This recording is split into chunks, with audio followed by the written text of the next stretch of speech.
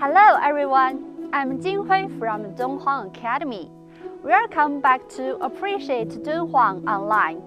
Today, let's go to visit Cave 257 together.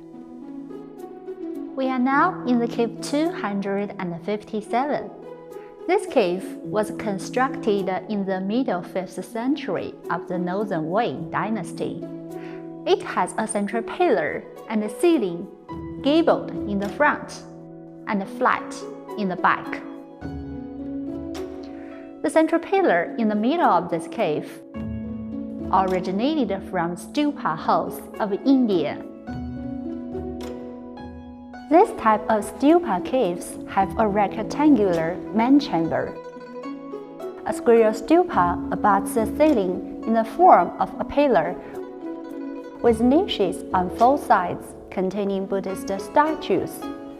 During the construction of the cave, a passageway was cut out from the back portion of the chamber, thus allowing the practitioners to worship or gaze at the Buddhist statues while circumambulating the stupa.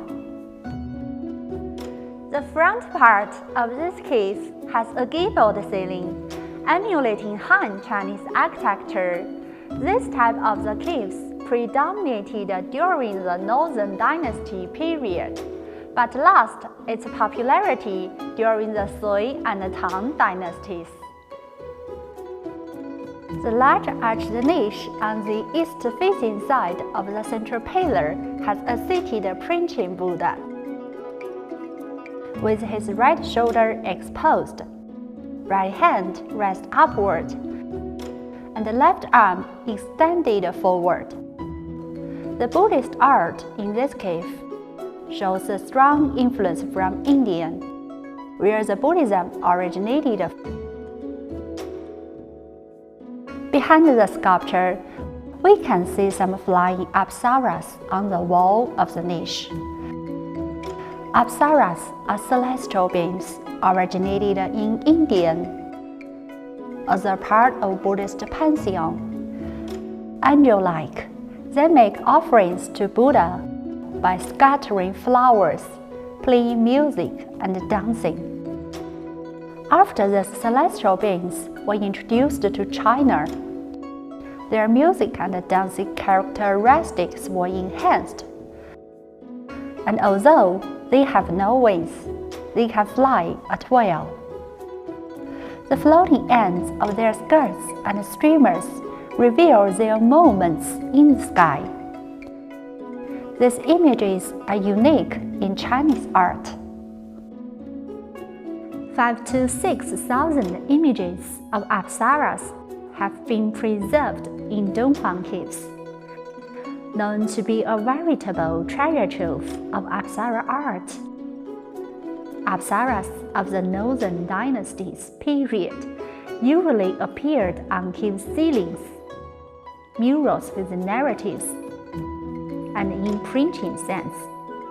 The effect of light and shade on their face and lens indicates the use of a chiaroscuro technique introduced from India to enhance the 3D of the image.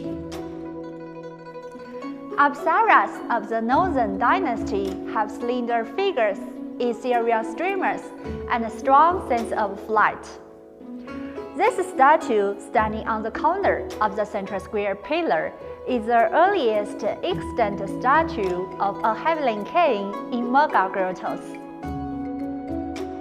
Heavenly kings were based on noblemen in India, but transformed into warriors in China. Wearing full length armor and standing upright, this heavenly king has protected the Buddha over the past 1,400 years. The central pillar has upper and lower niches on the other 3 sides. The tower-style niche in the south-facing side of the pillar has a bodhisattva. The eave is a particular kind of niche design, resembling the facade of a building with an eave in the center and flanked by a higher and lower watchtower on either side, known as Quai in Chinese. This design is the most distinctive among all niche designs at Dunhuang. Quai originally referred to the ceremonial watchtowers flanking the palace entrance. Later on, the term was generally used to denote palace entrance, palace buildings, and the residence of the emperor, and thus became the symbol of the supreme sovereignty. The architectural form of Han Dynasty Quai as niches was used to represent the celestial abode of Bodhisattva Maitreya. This innovative niche design is also found in a number of Northern Dynasty caves at Dunhuang, but is rare in later periods. On the west wall, behind the central square pillar, is the 9-colored deer Jataka story. Jataka stories are records of Sakyamuni's virtuous deeds in his countless previous lives. The story goes like this. Once, a 9-colored deer with snow-white horns lived by the Ganges River. One day, despite the danger, he saved a man drowning in the river. And the man promised that he would venerate the deer and never tell anyone the deer's whereabouts. At that time, the queen of the kingdom dreamed of the 9-colored deer and obtained its horns and fur for her own use. Therefore, the king made an edict that anyone who provided the location of the 9-colored deer would gain half the domain of his kingdom and incalculable wealth. The man then told the king where the deer lived and led the king to capture the deer. When the deer told the story of how he saved the drowning man, the king was deeply moved, blamed the wicked man, and ordered that none of his people should trouble the deer from then on. The ungrateful man was suddenly struck down with mangy sores all over his body in return for violating his pledge. The color scheme of the mural is very decorative. The earth red background creates a rich and profound visual effect. Hues are alternately used to depict the houses and the chariot.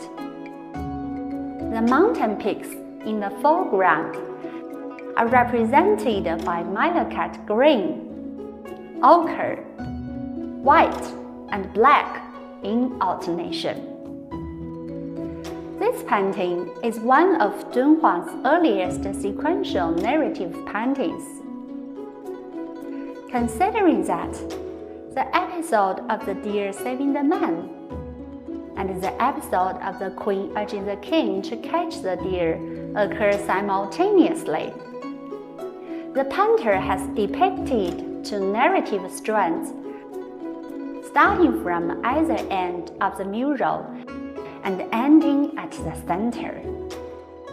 By using this unique form of two strands narrative, the climax of the story is naturally placed in the center of the mural. The palace building emulates Chinese architecture, and the dress of the queen is typically Qiuci style.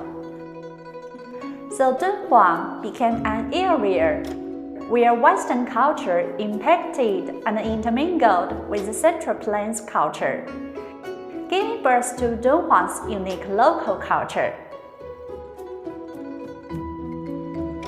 This cave is one of the most representative caves in northern dynasties of Mogao grottos. The architecture, statues, and murals have obvious Indian styles. Dunhuang has a deep traditional Chinese cultural foundation, where the two cultures collided and merged, presenting the colorful and beautiful early-stage art of Mogao grottos. That's all for today.